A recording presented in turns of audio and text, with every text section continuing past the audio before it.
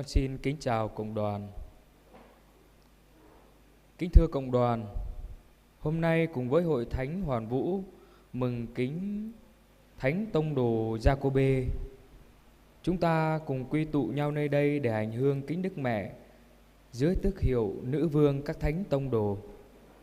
Khi chiêm ngắm các tông đồ đã quảng đại đáp lại tiếng Chúa mời gọi và lên đường loan báo tin mừng, chúng ta cũng hướng nhìn về Đức Maria, đấng đã đồng hành, cầu nguyện và nâng đỡ các ngài trong những ngày đầu của Hội Thánh. Xin Mẹ Maria giúp mỗi người chúng ta biết noi gương các tông đồ, luôn trung thành bước theo Chúa và nhiệt thành làm chứng cho tin mừng giữa cuộc sống hôm nay. Giờ đây xin mời cộng đoàn sốt sắng khẩn cầu Chúa Thánh Thần đến thánh hóa giờ hành hương của chúng ta.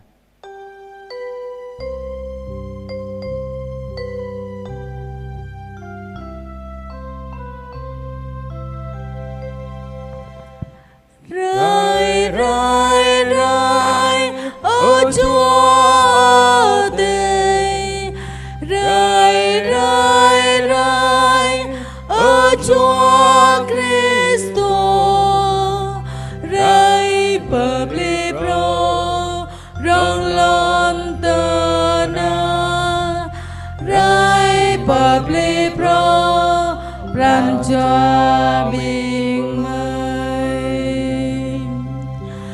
rơi bơ tô rơi mây tô gran ama ate tô bô bật lại tô Giêsu Kitô qua mây lời thần kinh của Đức Chúa Trời, lời thần kinh của chính ngôi lời, xin Ngài hãy đến cánh tầng trần gian, xin Ngài hãy đến cánh tầng lòng con. Chúng ta dâng lời cầu nguyện.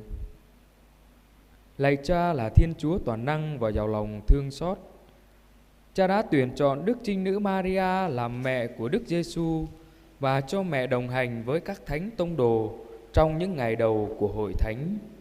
Xin cho chúng con biết noi gương mẹ trong đời sống cầu nguyện, lắng nghe và thực thi thánh ý Cha, để chúng con luôn trung thành với ơn gọi Kitô hữu và hăng say loan báo tin mừng bằng chính đời sống của mình.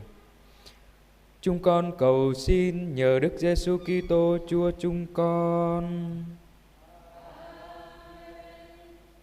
Lời Chúa trích tin mừng Đức Giêsu Kitô theo Thánh Mát-thêu. Bấy giờ bà mẹ của các con ông Giê-bê-đê đến gặp Đức Giêsu. Có các con bà đi theo, bà bái lạy và kêu xin người một điều. Người hỏi bà muốn gì? Bà thưa, xin Thầy truyền cho hai con tôi đây, một người ngồi bên hữu, một người bên tả Thầy trong nước Thầy. Đức Giêsu bảo, các người không biết các người xin gì. Các người có uống nổi chén Thầy sắp uống không? Họ đáp, thưa uống nổi. Đức Giêsu bảo, chén của Thầy các ngươi sẽ uống, còn việc ngồi bên hữu hay bên tả Thầy thì Thầy không có quyền cho, nhưng Cha Thầy đã chuẩn bị cho ai thì kẻ ấy mới được. Nghe vậy, 10 môn đệ kia tức tối với hai anh em đó. Nhưng Đức Giêsu gọi các ông lại và nói, anh em biết, thủ lãnh các dân thì dùng uy mà thống trị dân, những người làm lớn thì lấy quyền mà cai quản dân. Giữa anh em thì không được như vậy. Ai muốn làm lớn giữa anh em thì phải làm người phục vụ anh em, và ai muốn làm đầu anh em thì phải làm đầy tớ anh em. Cũng như con người đến không phải để được người ta phục vụ, nhưng là để phục vụ và hiến mạng sống làm giá chuộc muôn người. Mời cộng đoàn ngồi.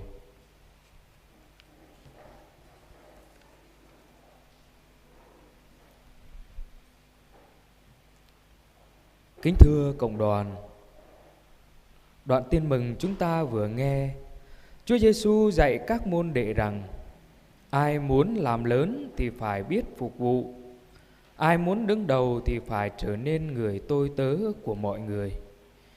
Con đường của Chúa không phải là con đường tìm danh vọng hay địa vị, nhưng là con đường yêu thương và phục vụ. Khi nhìn lên Đức Trinh Nữ Maria, chúng ta thấy ở nơi mẹ một gương mẫu tuyệt vời của sự khiêm nhường và phục vụ. Mặc dù được Thiên Chúa tuyển chọn để làm mẹ đấng cứu thế, nhưng mẹ đã không bao giờ tìm vinh quang cho chính mình. Nhưng trái lại, mẹ luôn sống âm thầm, đơn sơ và luôn làm theo thánh ý Thiên Chúa. Khi nghe sứ thần truyền tin, mẹ đã thưa lên 2 tiếng xin vâng. Khi bà Elizabeth cần giúp đỡ, mẹ vội vã lên đường đi thăm viếng. Trong những năm tháng ở làng Nazareth nhỏ bé, mẹ âm thầm chăm sóc gia đình thánh gia. Và khi đứng dưới chân thập giá, mẹ vẫn ở lại bên Chúa Giêsu con của mẹ trong những giờ phút đau thương nhất. Chính vì luôn sống khiêm nhường và phục vụ mà mẹ được hội thánh tôn kính là nữ vương các thánh tông đồ. Mẹ không làm những việc lớn lao trước mắt người đời, nhưng mẹ đã làm mọi sự với một tình yêu lớn lao dành cho Thiên Chúa. Nhìn lại cuộc sống của mình, nhiều khi chúng ta cũng thích được người khác khen ngợi, thích ý riêng của mình hơn là thánh ý Chúa. Chúng ta dễ nóng giận, khó tha thứ và ngại phục vụ người khác. Trong giờ hành hương hôm nay, Đức Maria mời gọi chúng ta học nơi mẹ một tâm hồn hiền lành, khiêm nhường và biết quảng đại phục vụ người khác.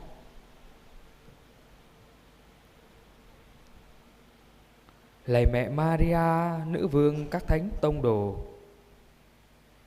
xin mẹ dạy chúng con biết sống đơn sơ như mẹ, biết yêu thương và phục vụ nhau trong gia đình, trong buôn làng, trong giáo xứ.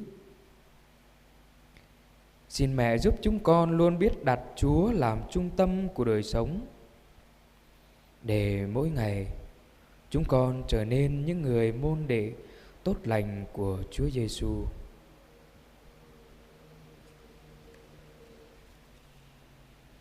Bani cơ khôn chư nôm amang tlời mạc lạ rơi này Giêsu khoa bờ tô prơi cơ bình choát tui lời keng cơ ngạ prom thầu ngạ na bẹ lời keng cơ ngạ po ako chính bẹ po ngạ luôn cơ abi pang menui Jalan khoa giang a tây bù chợ jalan xem ư an bồ ta ngạ khoa bẹ ta jalan keng khắp hằng ngạ na lơm lăng đi bơ ami Maria bình ta bú bơi ami Maria sa kru hem bẹ ma cơ tờ lời bờ trùn bô hằng ngạ na tôi cờ màu khoa giang a tây roa mạ bơi chinh ami bô bật lay ami Maria bù xem bơi ư an cơ bô ami Maria hơ tiếp na nao amang tờ lời hơ gom chòm renang hằng ngạ tôi tờ lời khoa a đầy kèng lơm răng hem thâu bơi ami Maria hơ đọc ngọc cò lơm dạ Elizabeth kèng cờ mâu tờ lời cùng chru ami Maria chắc mách nào chọa bi ti hằng amang tùm thun palan tổ bơi Nazareth ami Maria vai lăng sang nọ mười giang amang tờ lời hờ gòm hằng lơm tổ trẻ dâu precal ami Maria tổ mút sa rom tôm Giêsu khoa anak nhu amang mông bờ ngót ra tờ náp lo doa mừng hợp tiếp bờ trùn bô hăng ngạ na nà nào khun chunum bờ bụ bờ yôm cờ Ami Maria car hơ bea khun binh bô khoa ở đây bờ đàn nào Ami Maria bô ngạ tum prạ prong rin bởi anap manui manamo Summer Ami Maria ngạ chọp mơ ta hăng pran choa keng khắp prong rin cờ khoa giang ở đây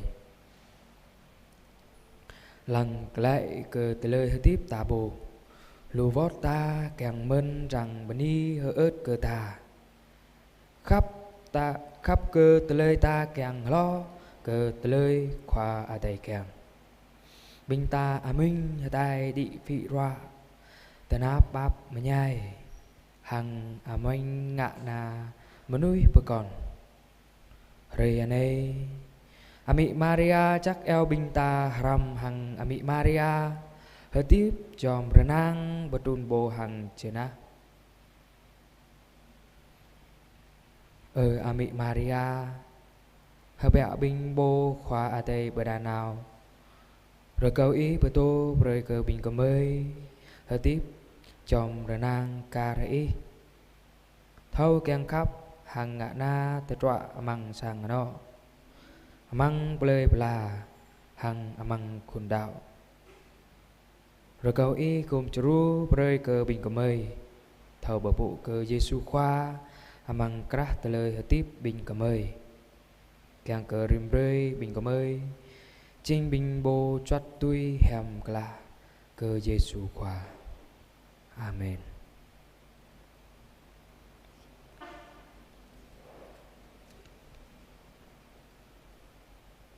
Trong tâm tình yêu mến Đức Maria, nữ vương các thánh tông đồ, giờ đây chúng ta cùng dâng lên mẹ những lời ca tiếng hát. Xin mẹ cầu bầu cho chúng ta biết sống gắn bó với Chúa, chuyên chăm cầu nguyện và nhiệt thành làm chứng cho tin mừng như các thánh tông đồ xưa đã làm.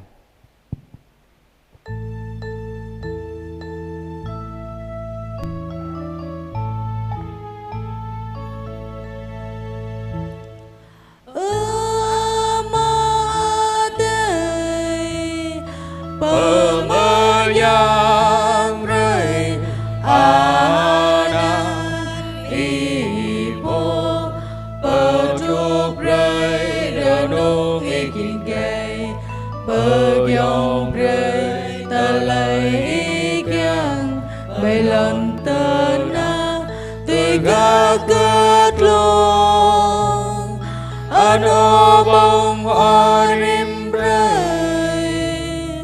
rơi chúa ra này bám nhai rơi tờ lấy xóm mươi tuy hăng mây bắp rê mân cơ bình bồ gió hăng mây năm lùi mây rêu bù mang tờ lệ lòng song bật lại mây mừng giang sáng hong mơ bê Maria ba cơ bưng hiền qua tây tô tô mi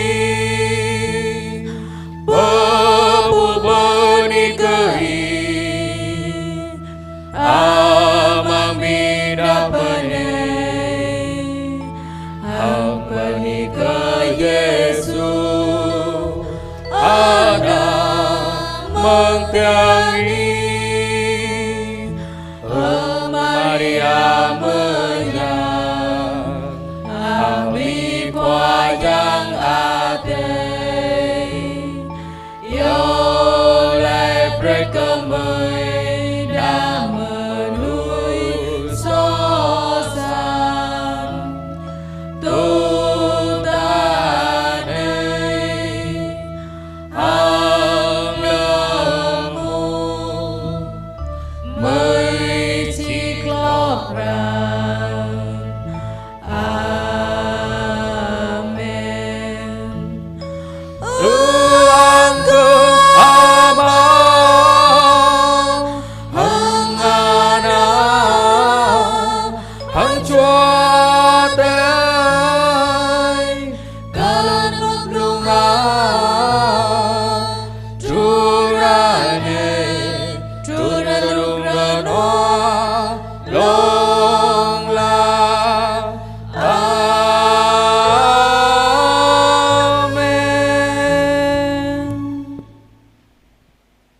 Giờ đây chúng ta cùng hiệp ý với những người dâng lời tạ ơn và xin ơn trong tuần qua. Có 4 người tạ ơn vì thêm lòng kính mến Chúa và Đức Mẹ. 3 người tạ ơn vì biết vâng theo thánh ý Chúa. 2 người tạ ơn vì được chữa bỏ tội lỗi tính hư nết xấu. 4 người tạ ơn vì được ăn năn trở về cùng Chúa. 8 người tạ ơn vì đi đường được bình an. 5 người tạ ơn vì có công ăn việc làm. 2 người tạ ơn vì mau trả hết nợ. 1 người tạ ơn vì đòi được nợ. 4 người tạ ơn vì gia đình sum họp, hòa thuận yêu thương nhau. 4 người tạ ơn vì gia đình được bình an. 2 người tạ ơn vì được ơn như ý. 3 người tạ ơn vì con cái ngoan ngoãn học hành tấn tới thi tốt. 5 người tạ ơn vì được khỏi ốm đau bệnh tật. 1 người tạ ơn vì đã cầu cho các linh hồn. 1 người tạ ơn vì được thánh hóa bản thân, cải thiện đời sống. 2 người tạ ơn vì được cứu giúp trong cơn gian nan khốn khó. 2 người tạ ơn vì được bình an trong tâm hồn và cuộc sống. 1 người tạ ơn vì được sinh nở bình an. 1 người tạ ơn vì đã có con cái. Hiệp cùng mẹ Thiên Chúa, chúng con xin tạ ơn Cha. Chúng con xin tạ ơn Cha.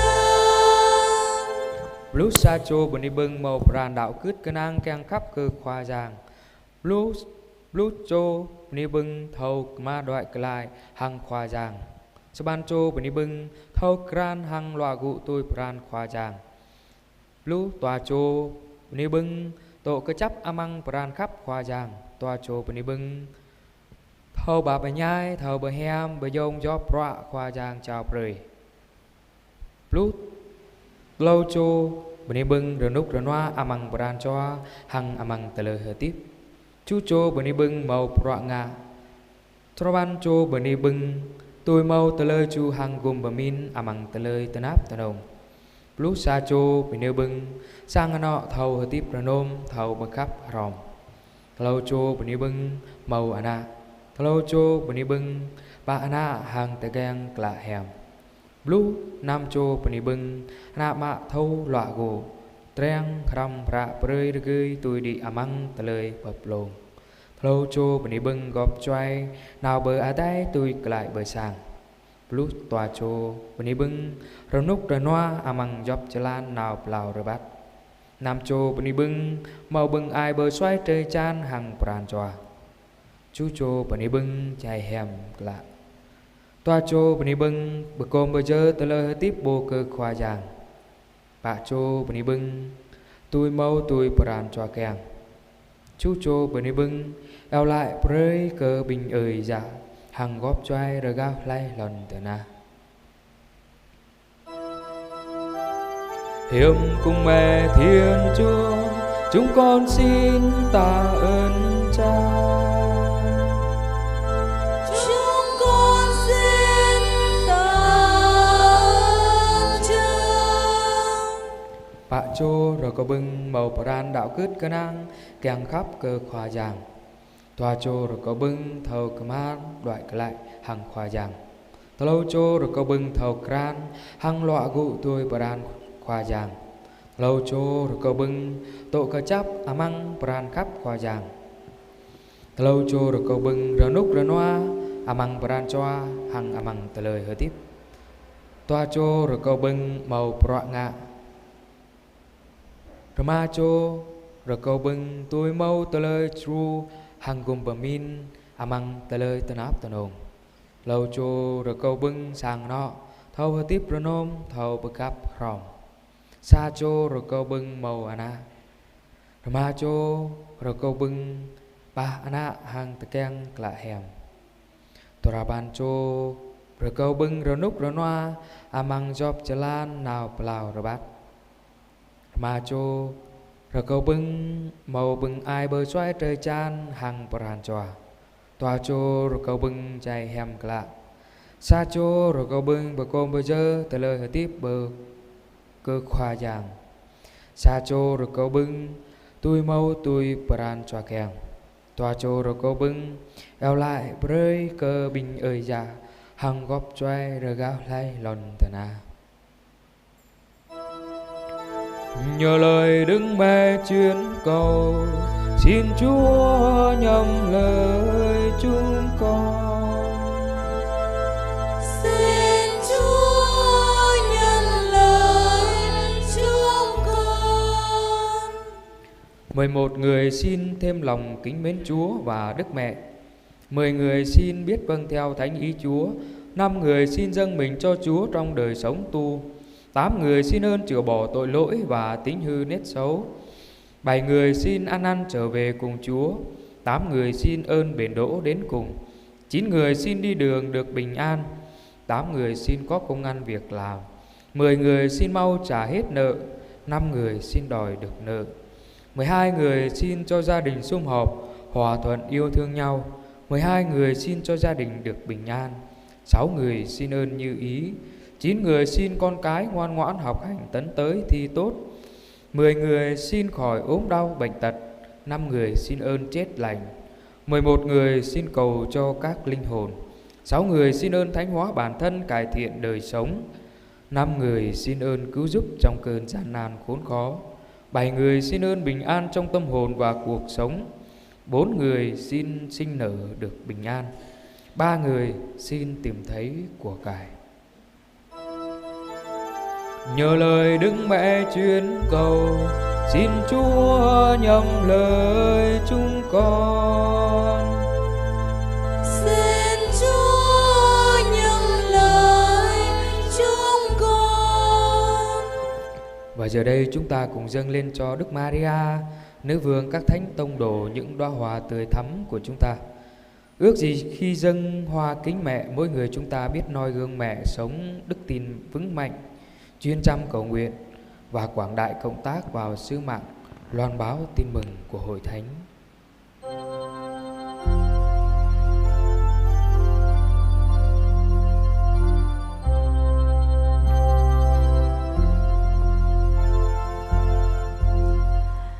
Mẹ ơi, trước nhan mẹ con dâng về mẹ một tràng hoa mơn côi và ngàn lời ca chan chứa tình yêu. Lời con tiếng ca hòa dâng lên mẹ hiền, tựa ngàn hoa thắm tươi xin dâng lên mẹ yêu thương. Trong khi an vui con dâng lên mẹ tình yêu duyên dáng cho niềm chiều mến. Khi con cô đơn xin dâng về mẹ, đời những gian truân mẹ sẽ ủi an. Mẹ ơi, trước nhan mẹ con dâng về mẹ một tràng hoa mơn côi và ngàn lời ca chan chứa tình yêu. Lời con tiếng ca hòa dâng lên mẹ hiền, tựa ngàn hoa thắm tươi xin dâng lên mẹ yêu thương. Trong khi âu lo xin dâng lên mẹ lời yêu con dâng trong niềm vô tán. Khi con bơ vơ trên nơi gian trần, nhìn ánh sao mai kêu cắn mẹ yêu. Mẹ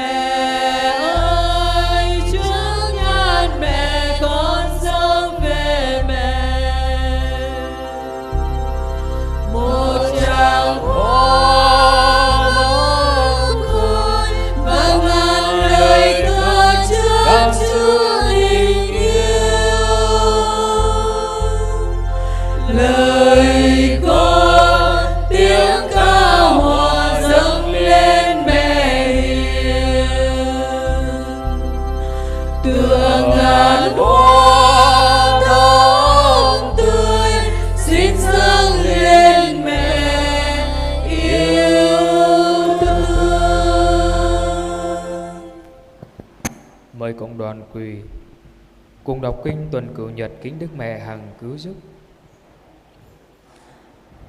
Ami hanong kum juru prancha ko học ma apia ma bu tho lại ta lâm co re yo lệ ka vư bay anap rup i chặt ngạ ta lay liên lang đi ka rup yam kla i prancha ko pa play hurhar akanang karang anak sang in bay ami hiam ko bu Giêsu khoa po pat lai manui manam hằng khoa câu mình clark to amang tangan i nhu dơ po ka trư đụt la po khoa giang dạ ta lê hà tiếp hằng ta lê dê po pa pha pre dập ta lê nhằm klạ pơ i chiên ami nhu doa nun lâm i ka vư ra câu nhu amra mơ tâm nhu bùa nga lui ô pương hà kết i ra câu Hanun ami Giêsu khoa doa cơ nhập i ka vư ra câu yo lệ cùng Giêsu khoa mự so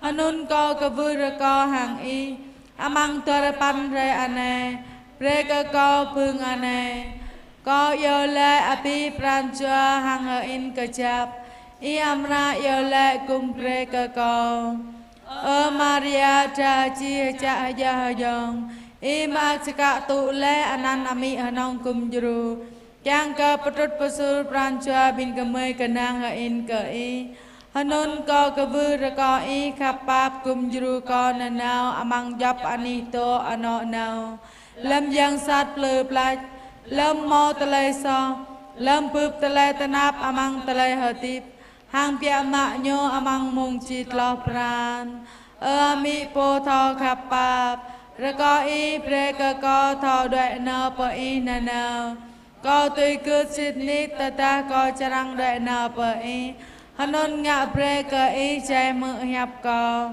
ra co i pre ca co phương dâm phan nà nè co charang yo lại hàng i nà nơ hàng mò prancha ca nang in ca i ca hàng anak sang chang ca i mự hiệp co yo lại đa mơ kum juru co nà nơ Hang pre ka ko phương đạo cướt ka chap tru pa luch Ami hanong kum juru ra ko i papu pre hiam ka ko Hang yo lại kum pre ka ko tụ tạ ane Hang lâm mung chit lo pran Amen Ami hanong kum juru ra ko i vai lang pagang bing po to ram ko Pagang ka po ako tin fun Ka kul chinum mayang ka lon ya ko Cơ sang ano ko, cơ ate amai ate ayong ko, cơ bing ayat hang api pang bing potanap, to junut cơ bing pengatja to amang ani pa agay. Ami Maria nong kum juru, reko i yo le kum pre cơ ko da, Alfonso po vai lang pagang ko, reko i kum juru ko lam ka bah mlu tho đại nao trúc pa Ami Maria. Giờ hành hương tới đây là kết thúc. Con xin cảm ơn cộng đoàn.